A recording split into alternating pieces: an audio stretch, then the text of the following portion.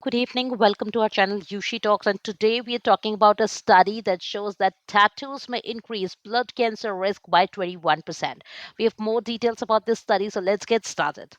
Tattoos were associated with a 21% increased risk of lymphoma, which is a type of blood cancer, in an observational study of a Swedish cohort.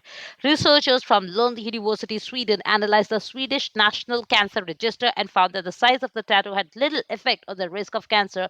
The results are published in eClinical Medicine.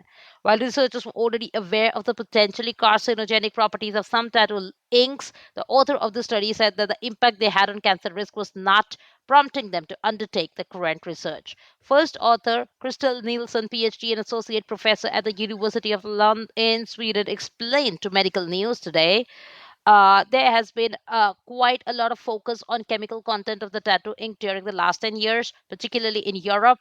Tattoo ink often contains chemicals that are known to cause cancer in other contexts. For example, in occupationally exposed workers, we also know that the ink is transported away from the skin by the immune system as the body tries to remove the ink particles that it perceives as something foreign that shouldn't be there. It has been shown that this process it moves the pigment to the lymph nodes, and that is permanently stored there. We wanted to connect the dots and understand how our health is affected by permanent storage of potentially toxic chemicals within the immune system.